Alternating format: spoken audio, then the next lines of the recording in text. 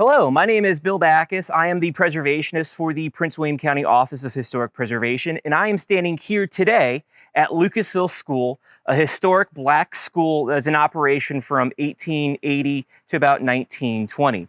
I'm joined today with Commissioner Yolanda Green of the Prince William County Historical Commission representing the Potomac District, and today we're going to be talking about the Courageous four teachers who are at the forefront of the integration of the Prince William County school system. So Lucasville School is created after the American Civil War, when the state of Virginia actually enforces public education for all citizens, white and black.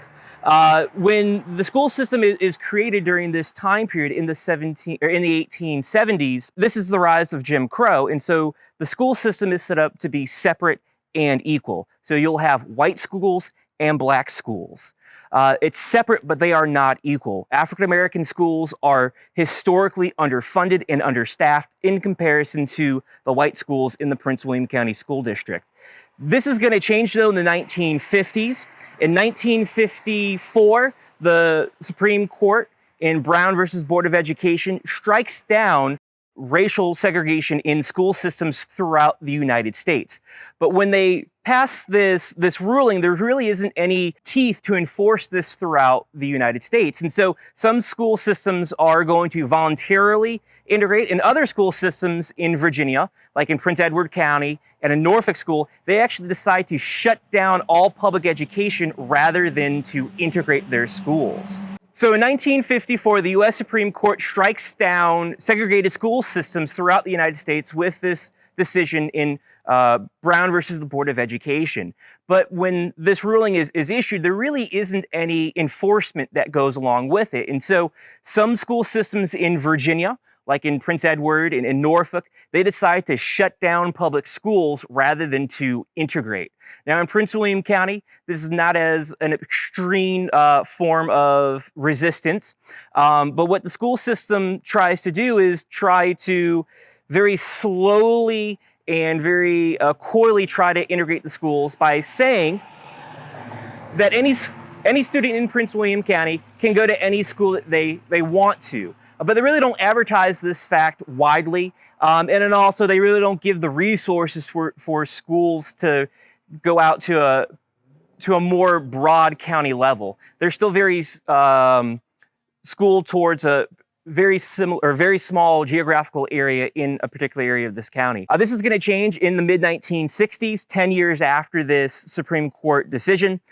The passage of the U.S. Civil Rights Act of 1964 ties a lot of federal money for school systems into integration. And so in the 1960s, when Prince William County is beginning to grow rapidly with new people coming in, new schools need to be built. But the school system won't have the ability to access these funds unless they start to integrate. In the 1960s, the mid-1960s, the superintendent for the Prince William County school system, Superintendent Stuart Bevel, makes the decision to integrate the schools. And how he's going to integrate the schools is by initially taking 4 teachers, known now as the Courageous Four, and move them from black schools to white schools. Once those teachers have been settled in, after about a year, then the student body would be integrated. And to talk more about the 4 teachers, the Courageous Four, we'll now turn it over to Commissioner Green.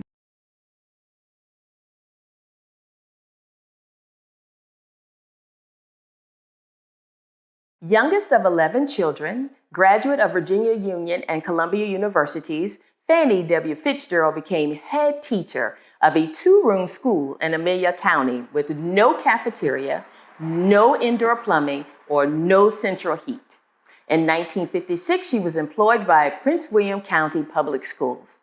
Teaching at Antioch McCrae School, she was tapped to teach 4th grade at Fred Lynn Elementary and Intermediate School.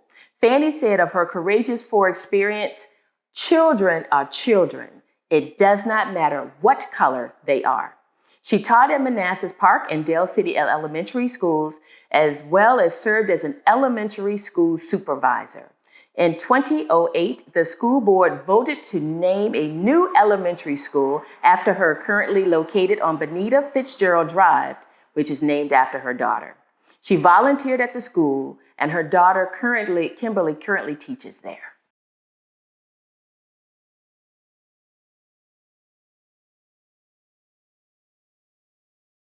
Mary G. Porter taught school at Cabin Branch, a 3-room elementary school in Dumfries, after receiving her bachelor's and master's degrees at Virginia State University. She taught at Washington Reed Elementary from 1953 to 1965. Mary's Courageous 4 teaching assignment was Dumfries Elementary School. Mary believed all children can learn. She wrote and directed plays and musicals to help boost children's confidence via drama. She crafted learning blocks, cards, and other aids to reach the children. She retired from Dumfries Elementary in 1981. A family role model, both her daughters and grandson became teachers. Mary has a school named after her, which is a top-rated magnet school in Woodbridge.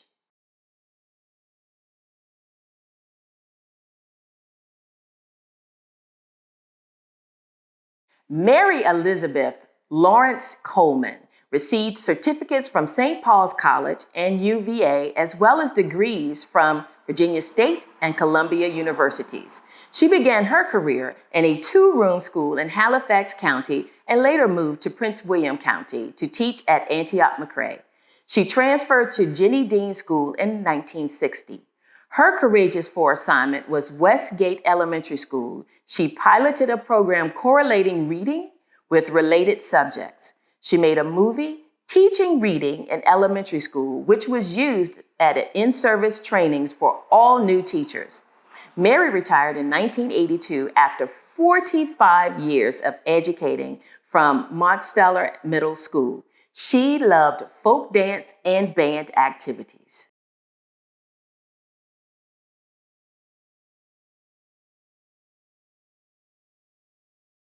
Zella Jones' Courageous 4 assignment was her transition from Antioch-McCrae to Loch Lomond Elementary School in 24 hours.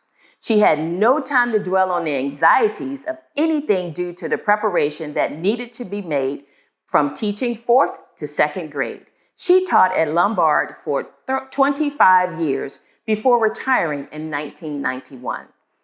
She runs into old students in Manassas all the time.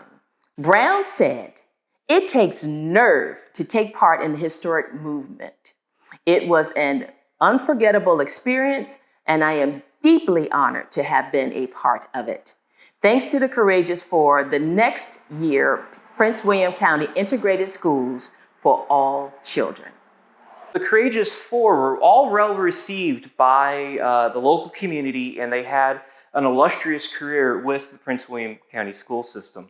The legacy for the Courageous 4 today, 2 of the Courageous 4 members have schools named after them. And then in 2017, Capac and Colgan High School also did a play about the careers of the Courageous 4. Thank you for watching today's video, and please keep an eye out on our YouTube channel for more interesting videos on local history in Prince William County.